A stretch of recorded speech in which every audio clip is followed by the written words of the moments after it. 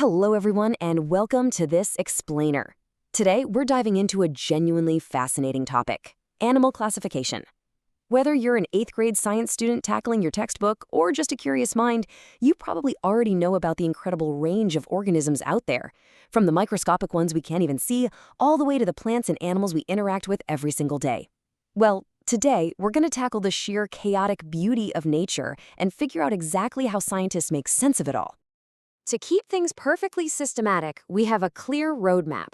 We'll start with making sense of nature, then we'll cross the Great Backbone Divide, spend some time exploring the invertebrates, and finally wrap things up with a close-up on the Cnidaria. All right, let's jump right into part 1, making sense of nature. So why do we even need to classify animals in the first place? Have you ever really thought about that? Just look around your environment. There are so many different types of creatures out there. If scientists had to study each and every individual dog, cat, or fish separately, well, they'd never get anywhere. It would literally be impossible. And that brings us to the concept of diversity. We are surrounded by this vast, incredibly diverse range of animals, all entirely different from one another. But because there's such an overwhelming variety of life, we need a solid solution to make studying nature not just possible, but easy, organized, and totally systematic.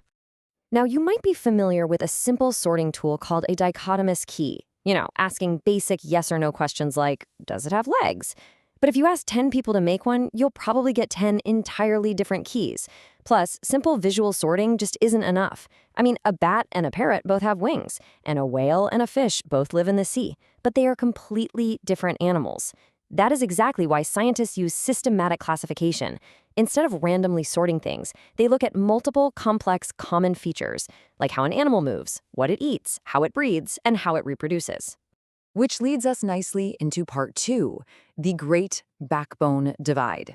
Based on those systematic criteria, there is one absolutely crucial structural feature that splits the entire animal kingdom right down the middle. We are talking about the presence or absence of a vertebral column.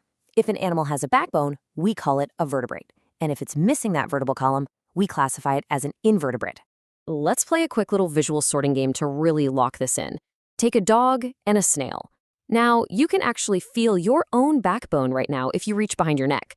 A dog has that same rigid backbone running from its head all the way down its back, making it a proud vertebrate.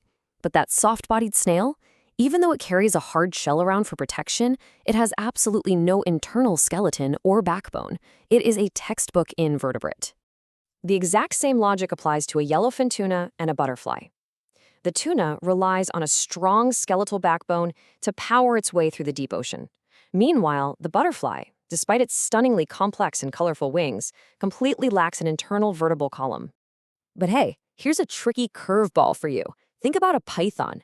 Because snakes can slither, coil, and bend their bodies so smoothly in ways we humans literally never could, you might instinctively think they don't have a rigid backbone. Well, don't let all that flexibility fool you. They actually possess a massive, incredibly complex vertebral column. Pythons absolutely belong in the vertebrate bucket. All right, let's move on to part 3, exploring the invertebrates. Because the invertebrate half of the animal kingdom is vastly diverse and actually makes up the highest number of animals on Earth, scientists have to divide them down even further. They systematically categorize them into 4 main groups based on those shared traits we talked about earlier. These are the Cnidaria, the Annelida, the Mollusca, and the Arthropoda. Just think about the extreme diversity within the invertebrates themselves. You've got a crab, representing the arthropods, with a tough, stiff exoskeleton on the outside of its body. And right alongside it, you have that slimy, soft-bodied snail from earlier, which is a mollusk. They look totally different from one another, but they share the ultimate defining feature. Neither of them has a backbone. So how do scientists sort wildly different creatures, like wet leeches, flying dragonflies, and land-crawling beetles, into those 4 main groups? Well, it's like a giant puzzle. They play detective and look at vital clues. They check their habitat. Are they marine or terrestrial? They look at locomotion. Do they use wings or do they crawl? And they check for physical features like jointed appendages. And that brings us to our final section, the Cnidaria close-up. Let's meet the Hydra. This little guy is a classic member of the Cnidaria group. Notice its distinct cylindrical shape. It almost looks a bit like a tiny underwater plant. The interesting thing about the Hydra is that it's fixed to its substrate. That means wherever it happens to live, it stays right there. It is totally sedentary and doesn't move around at all. And this brilliantly illustrates the hidden surprises of scientific classification. A beautiful sea anemone is just like the Hydra, completely sedentary, stuck right to the ocean floor. But guess what? It belongs to the exact same biological group as a jellyfish, which is a free-floating animal that swims freely through the water. Crazy, right? They might look like total opposites in how they live and move, but they are grouped together because they share some highly specific defining features. First up, all Cnidarians are predators. They actively catch and consume other animals for their nutrition. Second, they all live in aquatic habitats, mostly in the ocean. Third, they have radially symmetrical bodies, meaning if you look at them from the top down, they are structured in a circle. And finally, they are all equipped with those unmistakable, finger-like tentacles they use to catch their prey. You see, when we use a systematic method to classify nature, all that crazy chaos starts to make beautiful sense.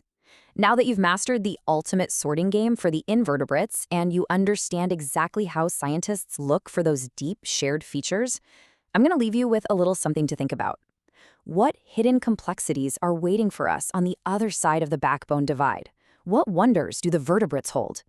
Thank you so much for exploring this fascinating topic with me today.